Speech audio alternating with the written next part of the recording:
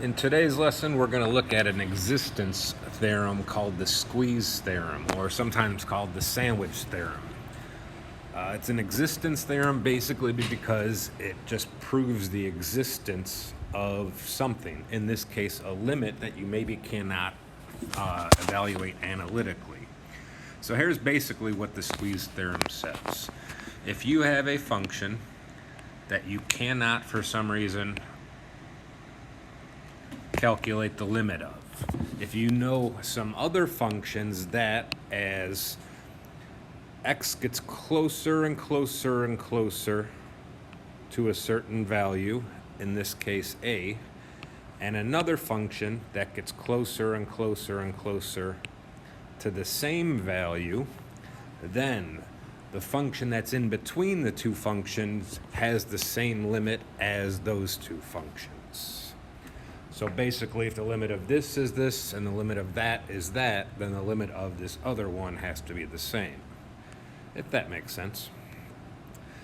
So this just used to be an existence theorem. It was actually never tested in AP calculus. It was just used to prove these two special limits down below that we're going to use a lot. But now, actually starting about, I think in 2018, they started testing this on the AP test. So first, let me show you an AP type question on this existence theorem. Number 14, let f, g, and h be functions defined by g of x equals that and h of x equals that. If f is a function that satisfies this expression, notice that f of x is in between g of x and h of x. For 0 is less than or equal to 2, or I'm sorry, negative 2 is less than or equal to x, which is less than or equal to 0. What is the limit as x approaches negative 1 of f of x?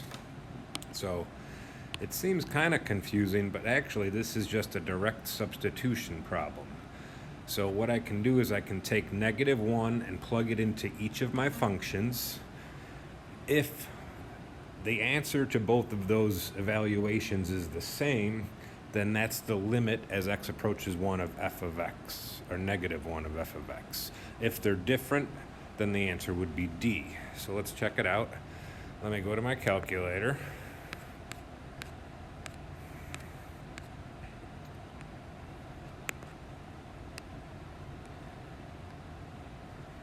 So to evaluate my first one, I'm going to go sine. I better make sure I'm in radians. I am. Sine of, let's see, negative 1 in there would just simply be a pi over 2. So I'm going to simplify that a little bit in my head. And I get 1. Oops, and sorry, my calculator was covering it up. It's the sine of that expression plus 3. So evaluating this one, I would get 4. And if I take my second expression, let's see, I have a negative 1/4 times x cubed. That's going to be times a negative 1. Let's see, I have negative 3/2 x squared. So negative 1 squared is a positive 1. So minus 3 divided by 2. Minus 9/4 x. So that's going to be a plus 9/4 plus 3. And I get 4 again. So since the value of these two limits are both 4, the value of the limit f, which is in between g and h, is also 4. So basically here it's a direct substitution problem. If the limits are the same, that's the answer. If they're different, it's D. Not enough information. All right, here are two special trig limits that you have to know like the back of your hand. You're going to see them a lot in this class, and they'll definitely be a question on the AP exam. So by the squeeze theorem, I can't do direct substitution here because sine of 0 is 0 and over 0 is indeterminate. But some smart math people figured that out by the squeeze theorem. And also that the limit as x approaches 0 of 1 minus cosine of x over x equals 0. So what kind of questions are we going to see? Something like 15, 16, and 17. 15, what's the limit as x approaches 0 of sine of 5x over x? The The problem here is it's not the sine of the same argument over that argument. What I need here, or what I want to see, is I'd like to see a sine of 5x over 5x. So to make that happen, what I'm going to do is multiply the expression sine of 5x over x by 5 over 5. I'm multiplying it by a factor of 1. It doesn't change its value, only its form. What I'm going to do is take this 5 out by the constant property, and I'm going to take this 5 and put it underneath.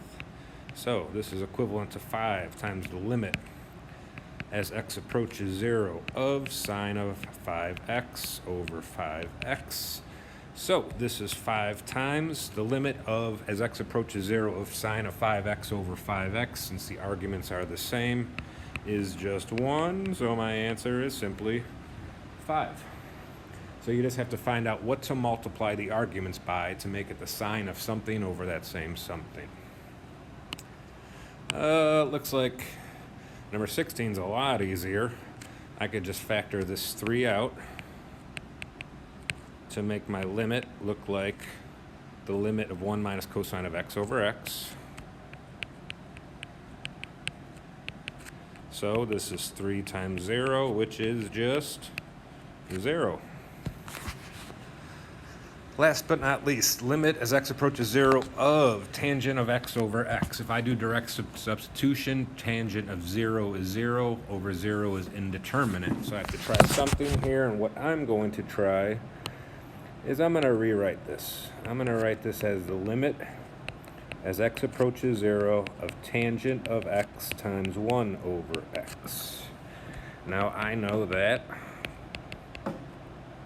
tangent of x is sine over cosine. And since I'm multiplying these two fractions, I can essentially rearrange the numerators or denominators. So what I'm going to make this is 1 over cosine times sine of x over x. Now, you don't have to write this next step, but I'm just going to do it because it's one of the first times we're seeing this. I can rewrite the limit of a product as the product of the limits.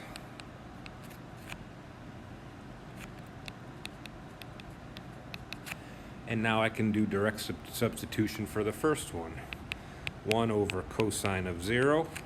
And my second limit is simply a 1. Now, what's cosine of 0? Cosine of 0 is 1. So it's 1 over 1 times 1, which is 1. All right, that's the squeeze theorem in a nutshell. We're going to practice it a lot throughout the year. You'll definitely see it on your quizzes and